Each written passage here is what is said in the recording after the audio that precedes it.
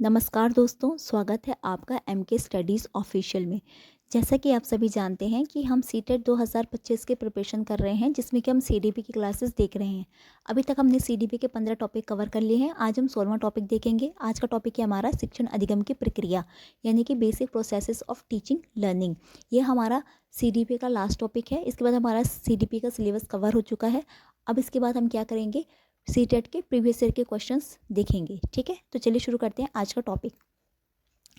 देखिए, सबसे पहला हमारा है शिक्षण अधिगम की प्रक्रिया क्या होती है, जिसमें शिक्षक बच्चे को किसी उद्देश्य के लिए विभिन्न शिक्षण विधियों के द्वारा सिखाता है। ठीक है, शिक्षक क्या करता है, अलग अलग टीचिंग मेथड का यूज़ करता है ताकि बच्चे को क्या सके, समझ में आ जाए, मतलब ठीक है, ताकि बच्चा एक उद्देश्य के लिए पढ़ाया जाता है बच्चे को। ठीक है, नेक्स्ट हमारा क्या है, शिक्षण अधिगम की मुख्य 3 प्रक्रियाएं होती है। 3 प्रक्रियाएं कौन कौन सी होती है, पहला उद्देश्य, नेक्स्ट हमारा क्या है अधिगम अनुभव क्रियाएं, और लास्ट हमारा क्या है मूल्यांकन। ठीक है, उद्देश्य, अधिगम अनुभव क्रियाएं और मूल्यांकन।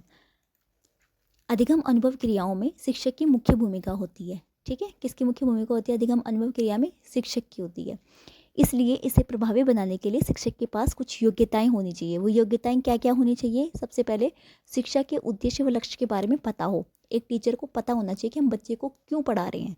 ठीक है, हमारा कुछ मोटिव है, बच्चे को क्या करना, ठीक है, बच्चे को अच्छी जॉब दिलवाना मोटिव है, बच्चे को अच्छी समझ डेवलप करना ये मोटिव है। ठीक है, तो जो मोटिव है एक शिक्षक को वो पता होनी चाहिए कि हम बच्चे को क्यों पढ़ा रहे हैं।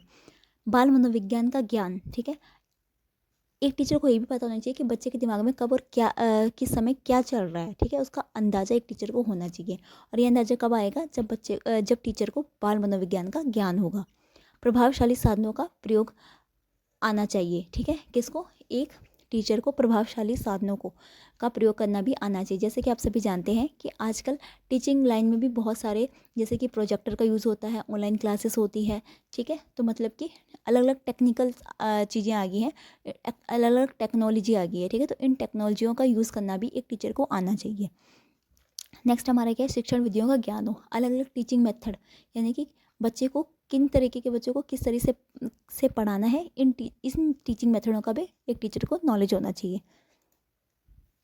नेक्स्ट हमारा क्या है, समस्या समाधान विधि के सोपान क्या क्या है। सबसे पहले समस्या को समझना, फिर संबंधित आंकड़ों को इकट्ठा करना, क्रियान्वयन, निष्कर्ष और मूल्यांकन। क्रियान्वयन क्या होता है, जिसमें कि किसी कार्य को पूरा करना।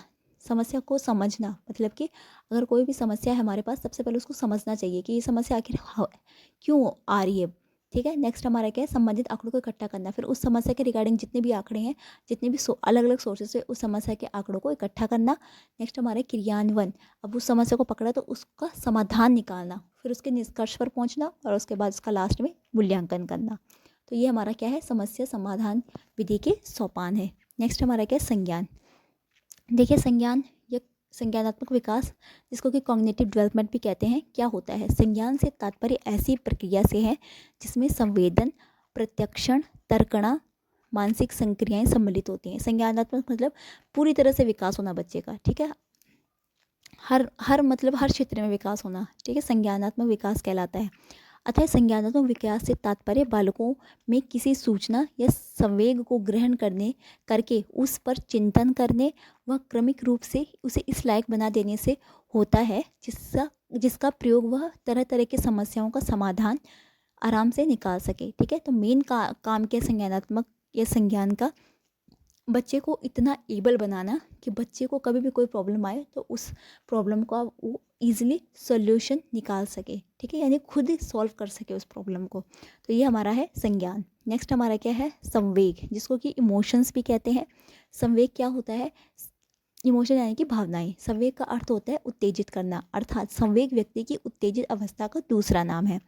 गिरडाई के अनुसार संवेग क्रियाओं का उत्तेजक है, लेकिन संवेग में केवल उत्तेजित अवस्था ही नहीं बल्कि कुछ और भी क्रियाएं होती हैं। जैसे कि इमोशंस हम कैसे होते हैं, जैसे कि मान लो कि हम कई लोग खुश होते हैं, एकदम से उत्तेजित हो जाते हैं खुशी के मारे। ठीक है, और उनके आंसू निकल जाते हैं। तो यानी कि संवेग है, जो इमोशंस है, इसमें सिर्फ उत्तेजित अवस्था नहीं होती है बल्कि इसमें अलग अलग क्रियाएं भी होती हैं। तो ये हमारा क्या है, संवेग।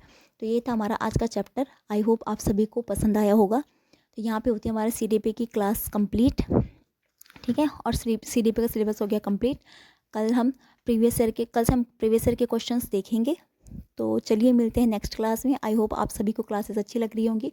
देखिए, अगर आपको क्लासेस अच्छी लग रही हो तो लाइक कीजिए, शेयर कीजिए, सब्सक्राइब करें, बेल आइकन ज़रूर दबाएं, ताकि हमें भी आपको हमारा नोटिफिकेशन मिलता रहे और हमें भी मोटिवेशन मिलता रहे।